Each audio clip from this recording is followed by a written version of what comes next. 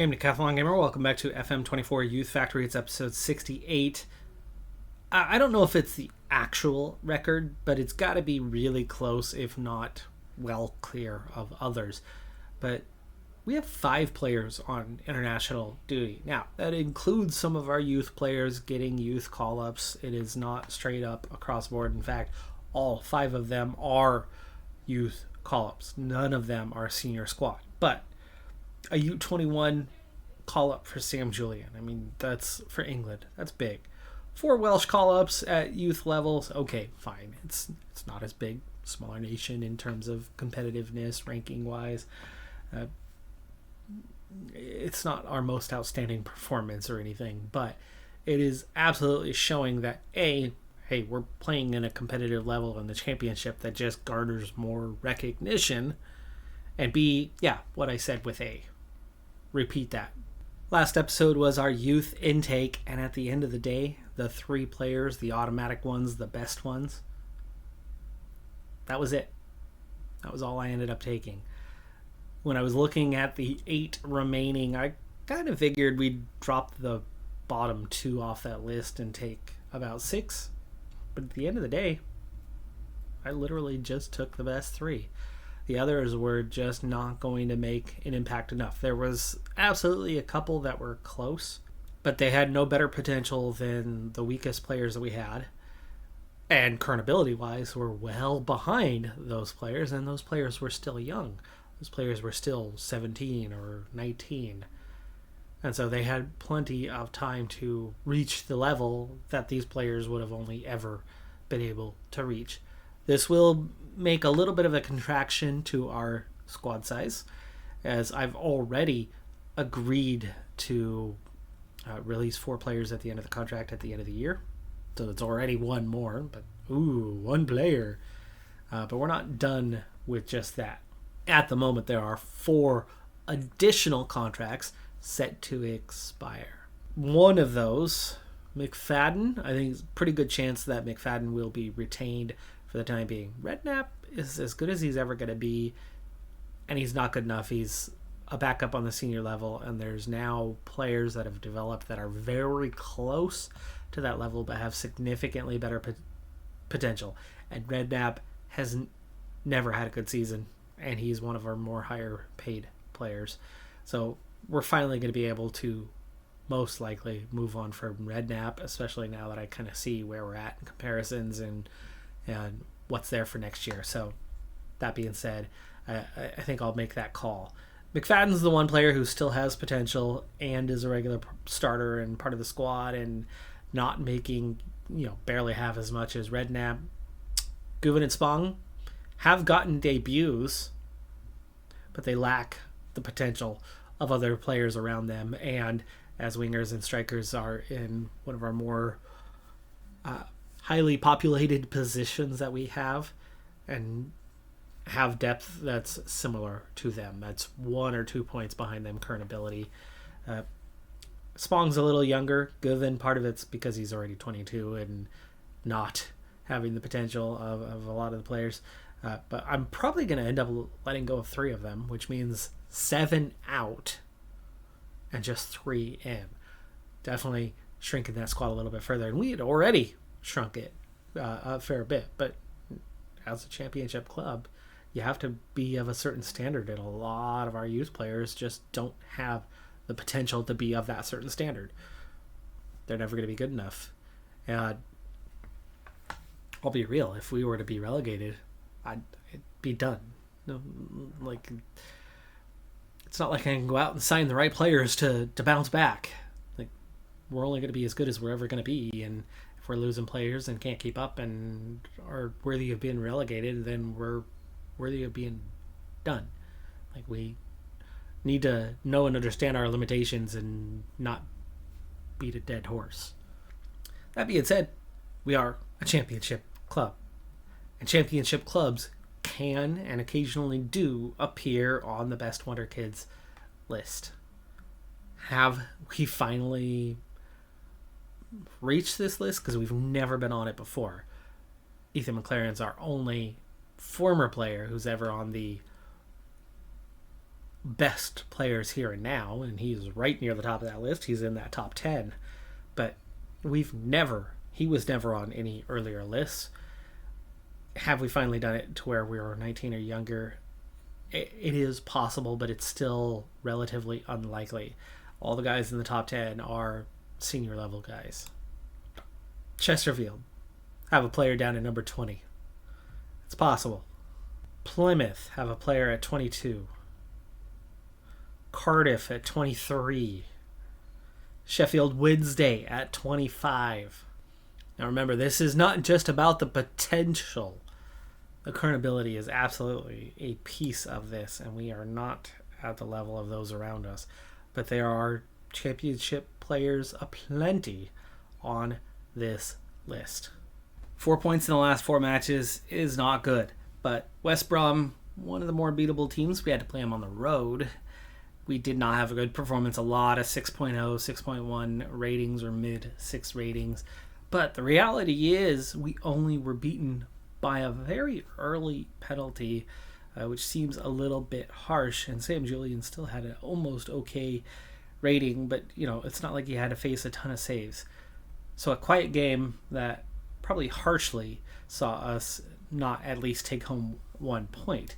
But we bounced back well against Birmingham City, going 2-1, and again not having the greatest of performances, but breaking into that 7.0 rating for quite a few players, including McCartney and Adekunle, who got the goals in this one, and saw us hold off a late charge from Birmingham City. So we get the big 3 points there at home, and this one's huge. Crystal Palace is number 1 in the league, and by a fair margin, and we were on the road, and we snagged a point. A little disappointing to lose to Stoke City, but not a terrible game. I mean, we had a couple guys, Archie Jones, Steve Walker, Lana Penrys, who definitely struggled in this one, but a lot of near 7.0 ratings, 6.7 and above, 6.6 and above. Lee Ward did pick up a knock in this one. So 2 results that were a little harsh and 4 points well earned otherwise. That leaves us with 4 more to play. So where does that put us in the safety? Because we're definitely not competing for anything on the up this season. And we've slipped another spot to 17th.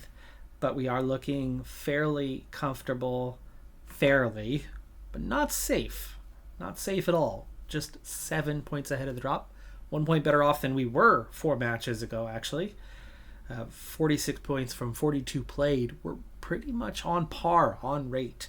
1 point per match is about where we've been. We've now secured 1 point per match for the entire season because 46 is all there is to play. So even if we lose the last 4, we've achieved that. But West Brom, that's that harsh one, right?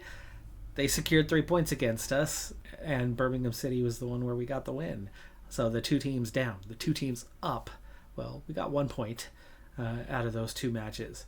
Playoffs nearly decided. Fulham ended up slipping back down, and it's a 12-point gap. So Stoke is moments away from securing the final playoff spot. Crystal Palace is on 100 points this season, just 4 draws and 6 losses, and we got a draw on the road. Like, they've only drawn 1 other match at home. They've only lost 2 matches at home this season, so only 4 times all year have they failed to secure all 3 points. That's big. That is very big for us to be able to pull that off. Millwall is relegated. Charlton, 5 points below the drop, 11 points below us with 4 to play, which means just 12 points available. So we are nearly secure head-to-head with Charlton. West Brom's the one that have stayed alive with that big result. Otherwise, we'd be on 49 and they'd be on 36. And the math would be done. We would be safe. And they wouldn't both be relegated, but at least head-to-head with us, they would be. So our job is not done. But we are only a -3 goal differential in about the last 20 matches played. And with 4 left, we just went through a very hard stretch. What remains in the Final 4? Lincoln away. It's away, but they're only 19th. Bristol City at home, only 15th. Sheffield United is going to be a difficult one away. But by the time we play them, they might be secure in that third place and not have much to play for and might be resting for the playoffs. And then Fulham, who've lost the form, finally. A team that I expected to struggle this season and had played well above expectations all year long, but have absolutely fallen off in the last month. Nothing easy about the end of the season here, but definitely an easier stretch than we had pretty much through all of March. There was only a couple easier games in March. There definitely wasn't much easy well, February was a more balanced schedule. It was top teams, bottom teams combined, where January was a tough stretch. I don't think we can maybe put a February together, but if we could, put together a March here over the last 4, I'd be pretty happy with that. And actually, I'd really just be happy if we survive. And we've nearly taken care of that. Let's push forward 2 games and see if safety is yet assured. Traveling to Lincoln City saw us secure a penalty with Jones, the one converting it, and they get one through. Maxim so very nearly offside, but just kept it on. It finished 1-1, but that was a really harsh result for us as we actually dominated the match. Should have had 3 goals, 2 from open play, and we got none from open play. So we were really hard done by. Possession is not our friend. Our tactic this season, going defensive, and that was not our normal formation. Actually, that was the traditional 4-2-3-1, and we still didn't possess the ball. Interesting that was the choice, but you can see how we were in control all game long. So very harsh to only get 1 point. We were at home to Bristol City, who were an upper mid-table team, and Jones gets another penalty that he converts, and this time we lay a ball off for Pascal Wiley, who puts it in the back of the net to finish the game off at 2-0.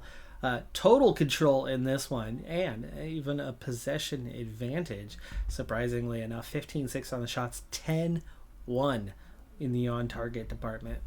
And with 2 games to spare, we are mathematically safe. We have avoided relegation. West Brom has picked up 1 point further. Charlton have picked up, 2 points? Were they sitting on 36? Definitely keeping it interesting. Birmingham City, Lincoln City, and QPR are definitely giving the pair of them a chance to escape relegation. And it's certainly not far from Hull City, Bristol City, and Ipswich Town, who are just 2 points behind us. But for the moment, we have jumped to 15th in the league. 2 left to play, and it doesn't matter what happens in those. Even if we win both games and somehow jump Everton for 14th, I don't care. Say that Hull City, Bristol City, and Ipswich Town all jump ahead of us, and we finish 18th at the end of the season. I don't care. Safety from relegation is what mattered, and we did so.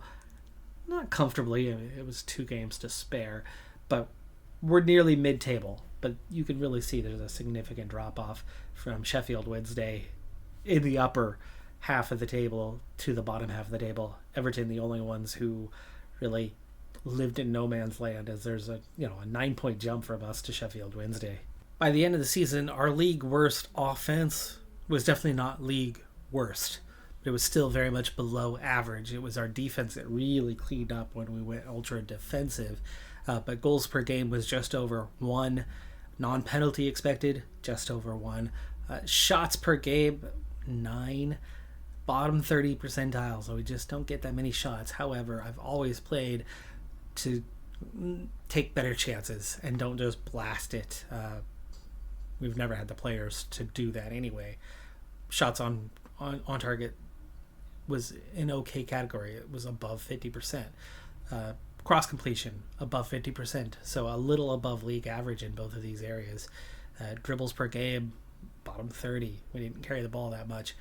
Pass completion near the midway point, and we were, I think, bottom a third of the way in the season. So we definitely improved our offense with the defensive tactic, but it's not something we want to stick with long term. And I definitely have an idea in mind for a third tactic for next year that's a little in between our take it to them versus our sit back and absorb.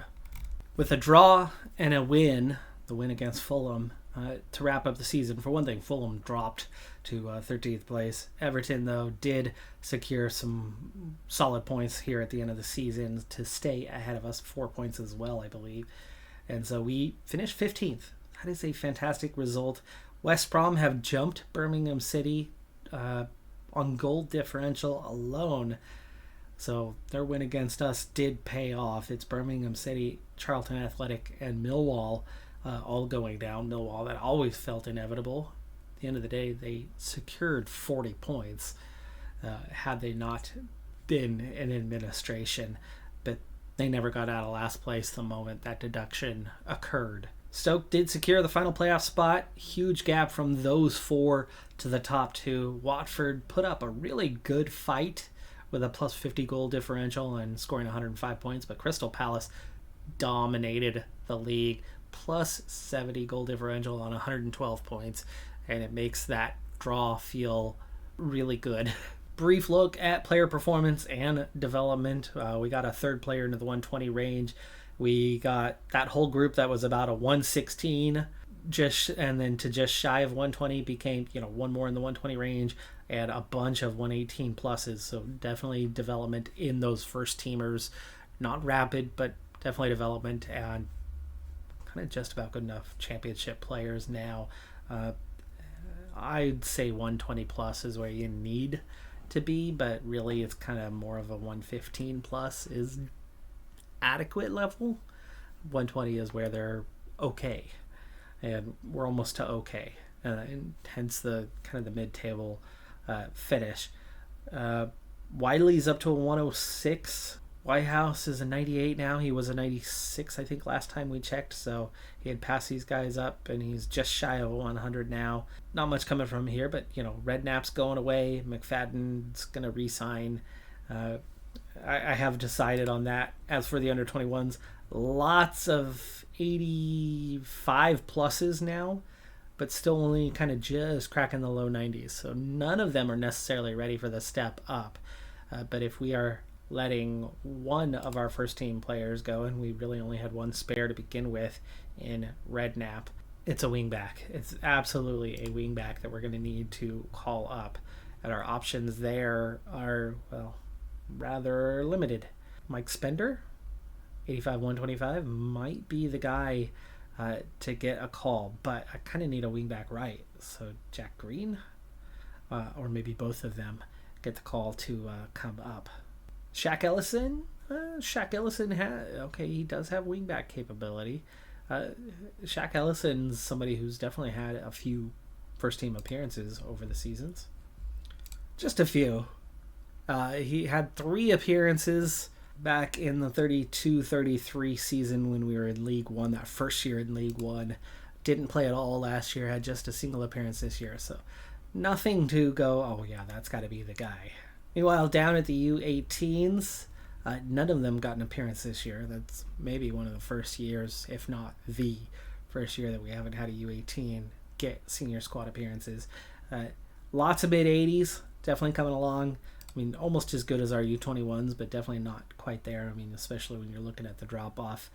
You got a few guys in the 70s and a couple in the 60s, where in the U18s, we still have a couple 40s. Definite handful of 50s, and then the jump to 70 plus. We finished the season with just one upset player, Sam Lyons. Still unhappy about not being able to join Nottingham Forest, but we did fix the morale kind of across the board. Otherwise, ultimately a good season for us. I mean, we basically are mid-table, not exact mid, but we were the top end of the bottom end of the league. However, when you consider form, where we started, and how we were very much in the relegation zone and essentially last place other than Millwall's 12-point deduction for quite some time into the season, finishing 15th is fantastic.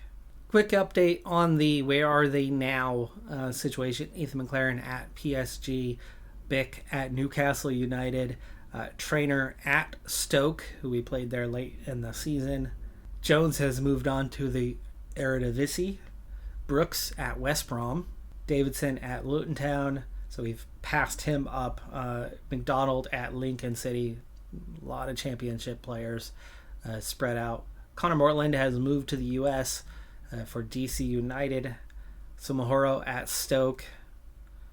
Schmizek also in the MLS at Cincinnati.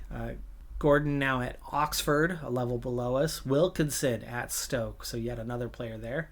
Kamara in Guinea. That was probably the weakest player that got significant play time that we've let go that's on this list. Kintafera at Bournemouth. Kitching at Getafe. Berchielli at Atalanta. Thornhill at Stockport. Pedris, the fourth player playing for Stoke. Tom Fish at Peterborough United, a level below us. Kasungo Batumbo at Congo, or in Congo. And Grigg down at League 2 in Colchester, the lowest level player of any of our former guys still in the English pyramid. And with just 4 players at 4 different leagues higher than where we now play, McLaren and Bick, the obvious two, the other two being Kitching and Berchielli, playing at highest levels. Those 4 players obviously stand out from the rest. Now, even though there's a lot of championship players, that does not mean we have caught past those guys up. Most of the clubs in the championship are better than us. Most of the players in the championship are still better than us. We're still playing catch up. So plenty of those players who are regulars in the championship are definitely better than my guys. But some of them are still reserve level guys, even though, you know, looking at kind of average ages, there's a lot of 26, 27, 28-year-olds where, for whatever reason, that first, not just first year, the first few years, our intakes were quite good. And those players have gotten to kind of their primes by this point. Even though we are 15th, we were only 11 points safe. 11 points above the drop. And we are 25 points below the playoff zone. So we've got a lot further to go up than we do to go backwards. I would think by next season, though, the idea, the concept is we're supposed to continually get better and better and better over time. However, tactically, that was the difference maker for us this season. As we get better, that tactic's not going to be as effective. We're going to need to have an alternative that can have us play against more than just the bottom teams in the league. And so I will be working on developing that third tactic, and we'll see how next season goes. You would predict that the only way to go is up, but we've got another transfer window coming, and at any time a player is lost, it takes away from what we have. It takes away from what we can do. The player we're losing from the first team is not going to hurt us. I think we're going to cover that one off pretty easily, but otherwise, what might still come of the off season leaves question marks, hanging over us. But I think more importantly, what is the tactical direction for next season going to do for us? On the surface, we should improve. If I were to predict, only by about 10 points. However, we did have that really poor start to the season. If we don't start so poor, maybe it could be a lot more than 10 points, and maybe we could be looking at 20 and not far from the promotion zone, in which case maybe, just maybe, we won't lose that momentum, and this series could eventually see us reach the Premier League. I have my doubts at this point, but we're not done yet. I'm Decathlon Gamer. Like, comment, subscribe, and I'll see you next time. Have a good one. Be safe out there. Bye for now.